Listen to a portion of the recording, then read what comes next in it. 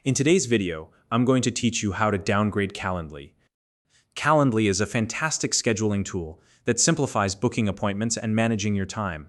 Whether you're running a business, collaborating with a team, or just trying to streamline your day-to-day tasks, Calendly can be a game changer.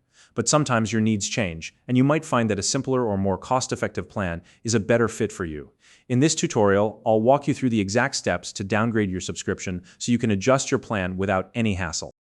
If you don't already have a Calendly account, you can use the link in the description to sign up. First, open your web browser and navigate to www.calendly.com. Once you're on the homepage, look toward the top right corner of the screen and click the Login button. This will take you to the login page where you can access your account. Now, go ahead and log in. Enter your email and password if you signed up with an email. Alternatively, if you originally signed up with Google, click Continue with Google.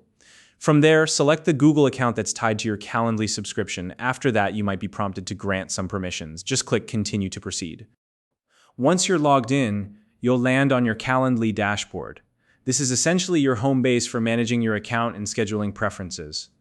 From here, head over to your account settings. If you're not sure where that is, look for your profile icon or name in the upper right corner. It's usually there.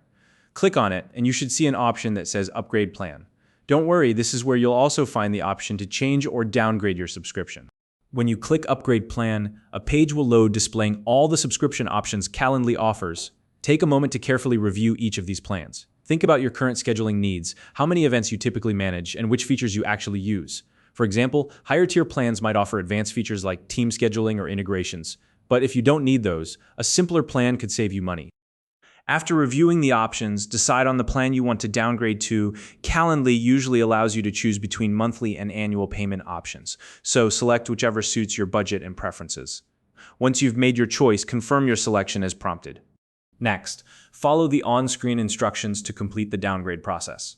These instructions might include verifying your decision or reviewing the changes to your billing cycle. Just make sure you carefully read through each step to avoid any surprises. And that's it. Once you've finished, your account will be updated to the new plan. So now you know exactly how to downgrade your subscription in Calendly and adjust your plan to better fit your needs.